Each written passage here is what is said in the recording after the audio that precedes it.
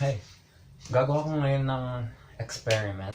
So, good morning guys. So, may experiment ako gagawin ngayon. Meron ako ditong isang egg, cling wrap, at, well, ito yung basuran ko na iba-iba yung laman. Medyo mabaho. So, medyo ako natatakot sa experiment na ito. So, makikita mo dito, may container ng mga basura na naka-clean wrap para ma-contain. So, ang experiment ko ngayon is ilalagay ko ang edible food, which is this noodles, dito. Tapos, kakainin ko.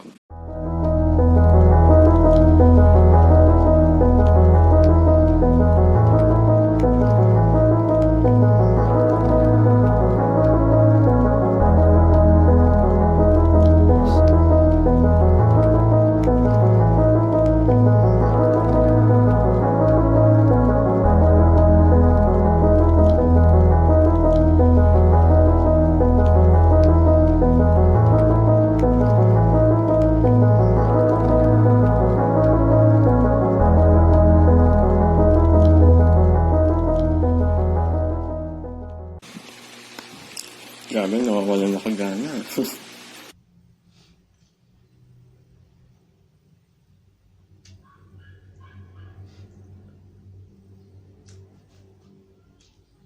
Okay.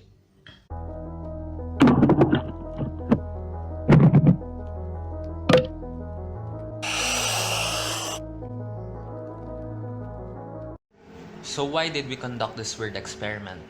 Well, it is to show you the struggle some people have in order to obtain food. But first, let's talk about one of the SDGs, responsible consumption and production. Production and consumption mainly deals with products, and in our world filled with thousands of industries to be capitalized on, and manufacturing goods has been prevalent as ever, people tend to take these products for granted.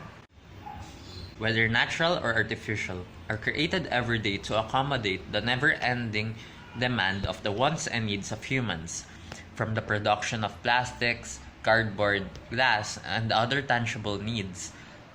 Reusing and recycling are among the most effective ways of reducing wastes in our society.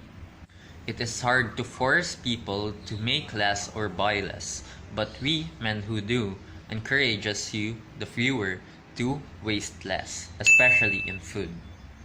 The food industry, especially fast food, provides a different situation to its products, as it easily challenges the production and consumption to the max by producing tons of food every day.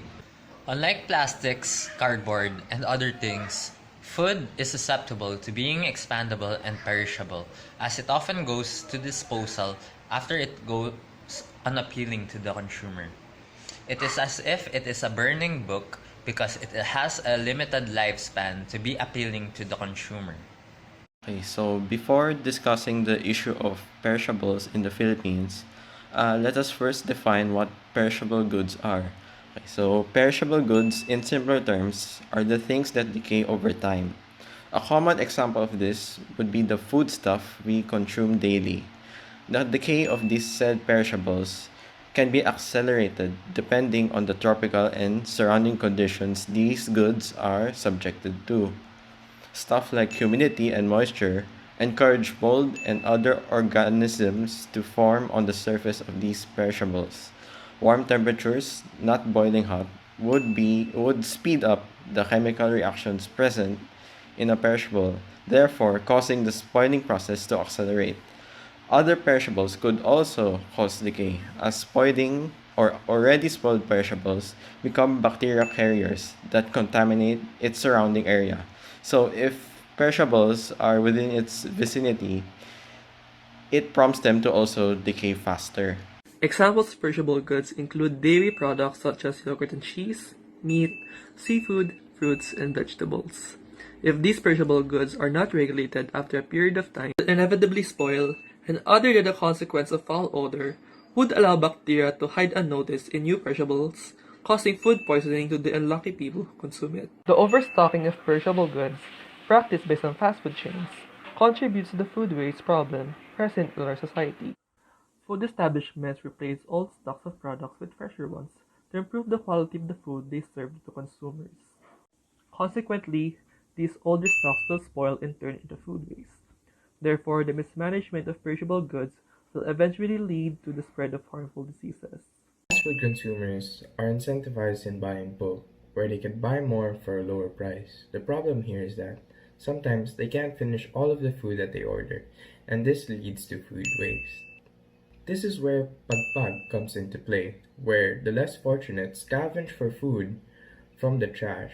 The problem here is that the food that they scavenge is considered contaminated, as it has been exposed to other sorts of garbage. The idea of the experiment is to have people who have access to clean food to try and experience eating food surrounded by garbage.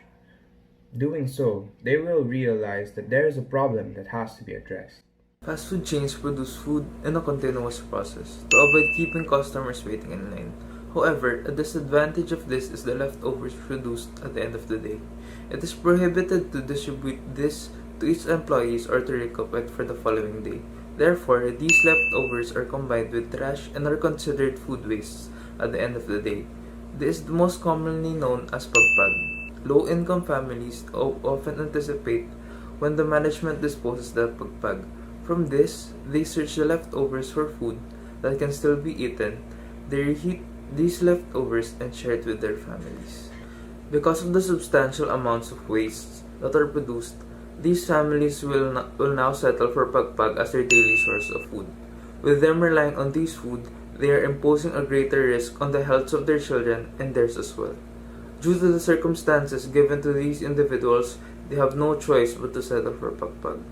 The issue we will discuss involves economically marginalized people who cannot afford a stable source of food and thus rely on scavenging dump sites. These foods are often referred to as pagpag. Majority of the foods that are picked from dump sites usually come from consumers' leftovers at restaurants. Although what may seem obvious to you, many of these people disregard health issues and hygiene in order to satisfy their hunger in a struggle to survive, despite being unable to afford basic needs. Hi, Vito again. Doing the experiment earlier didn't only give me a glimpse of what it is like to scavenge and eat dirty food, but it also enlightened me to value food more.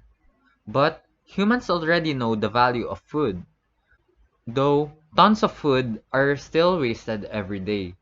So, for our next video, we will be discussing food as a burning book to show a new perspective towards food.